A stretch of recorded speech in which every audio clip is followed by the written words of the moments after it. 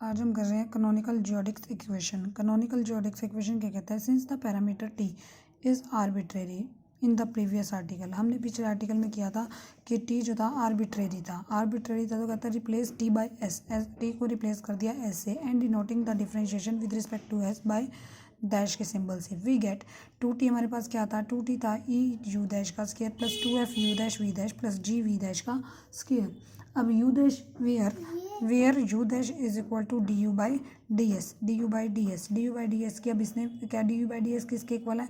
E D U square plus 2f D U D V plus G D V square by D S square. अब ऊपर वाले इसकी value क्या है अपने पास? D S square, first fundamental form, D S square by D S square क्या हो गया? 1। कहता है hence t is equal to 1/2। कहता है इसका मतलब t की वैल्यू क्या आ गई अपने पास? 1/2। t की वैल्यू 1/2 आ गई तो dt बाई डी एस क्या हो गया? 0। कहता है in view of this equation a and b take the form. अब देखो इक्वेशन a और b ये थी अपने पास, इसको काटा लगाओ, ये कुछ नहीं था।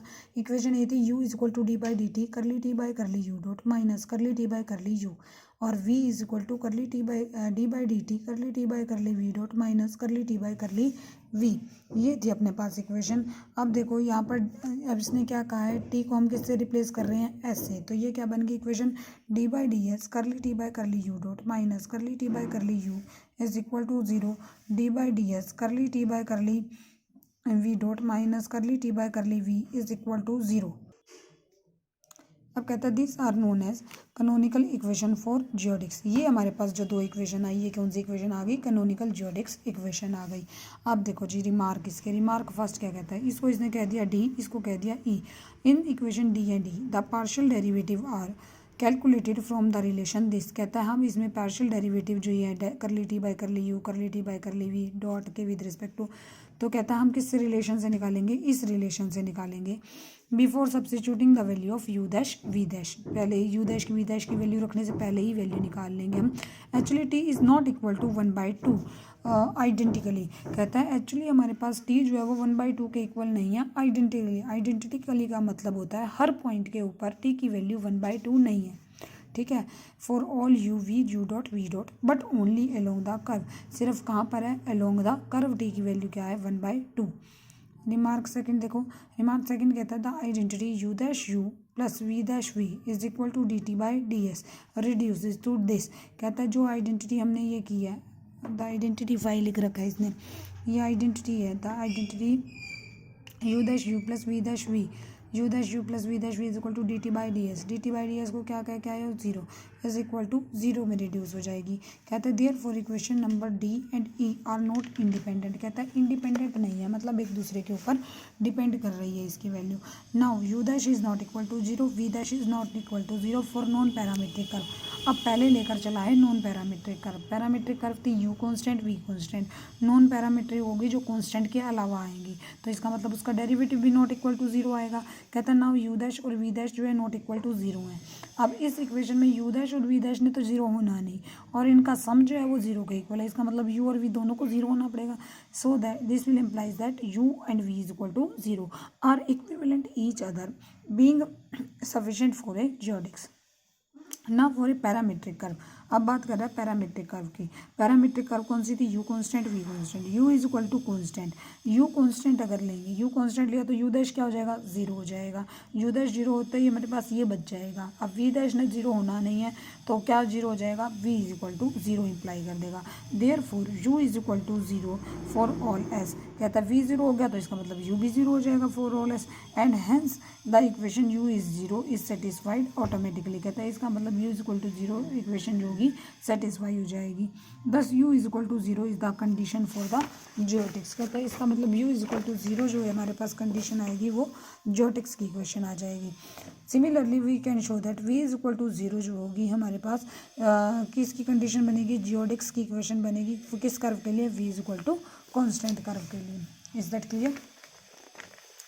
अब नेक्स्ट आया अपने पास prove that in necessary and sufficient condition for a curve v is equal to constant to be a geodesics on the general surface is this.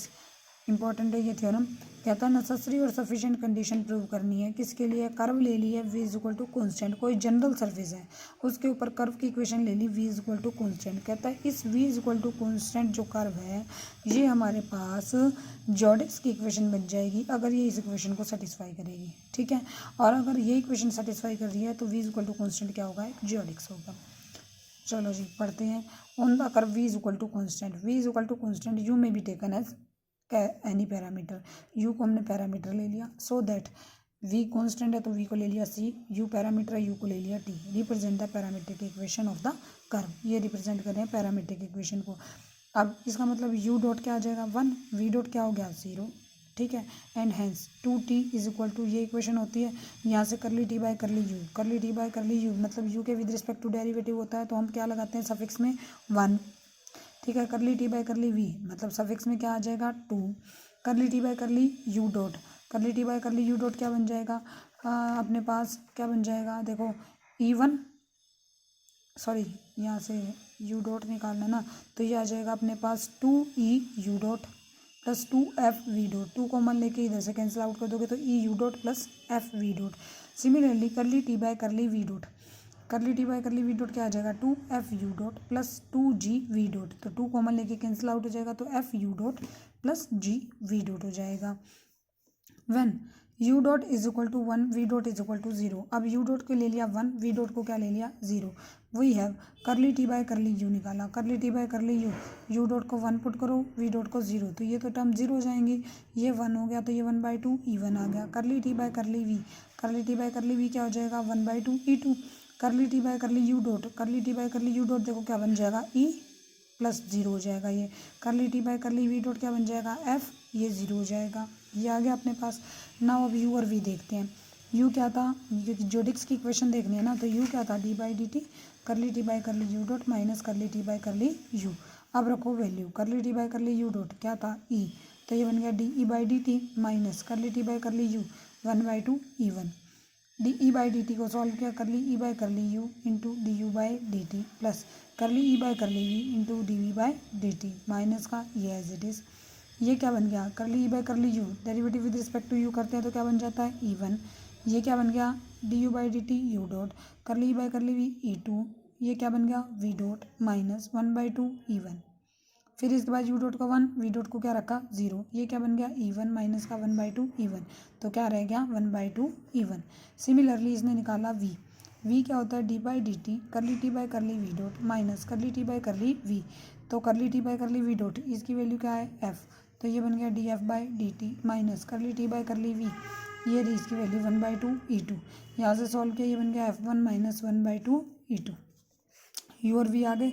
10 the curve v is equal to C is a geodesics. अब हम लेकर चले ये कि जियोडिक्स की equation है तो ये जियोडिक्स है तो हमने प्रूव ये करना है कि ये इसके इक्वल आएगा 0 के इक्वल आएगा। तो u curly T by curly we dot plus minus v curly T by curly you dot is equal to 0। Geodesics की इक्वेशन कब होती है जब u curly T by curly we dot minus v curly T by curly you dot is equal to क्या आ जाए 0 के। रखो अब इसकी वैल्यू रखूँगी तो ये क्या बन जाएगा अपने पास curly T by curly we dot, curly T by curly we dot क्या है f, curly T by curly you dot ये रही इसकी वैल्यू e, तो ये वैल्यू रख दिया हमने। वैल्यू रखने के बाद इसको सॉल्व किया, सॉल्व करके हमारे पास ये इक्वेशन आ जाएगी। इट मीन्स जब हमने v is equal to constant लिया तो ये इक्वेशन आ गई। अब इसकी आई क्रोलरी, क्रोलरी देखो क्या कहता है if the parametric curve are orthogonal. अब कहता है पैरामीट्रिक कर्व ऑर्थोगोनल हो गई मतलब v is equal to constant c is equal to u is equal to constant orthogonal है।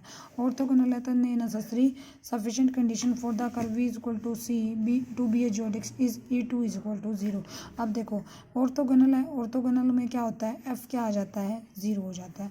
अगर f 0 हो जाएगा तो हमारे पास क्या हो जाएगा F1 भी क्या हो जाएगा 0 हो जाएगा। इट मीन्स देखो अच्छा इसने इसका प्रूफ भी दे रखा है। देखो क्या कहता है the parametric curve are orthogonal therefore f is equal to 0, f 0 तो f1 भी क्या हो गया 0। It means v is equal to C is a geodesics if and only if, इसमें पुट कर दो f को भी 0 f1 को भी 0, क्या बच गया E2 0।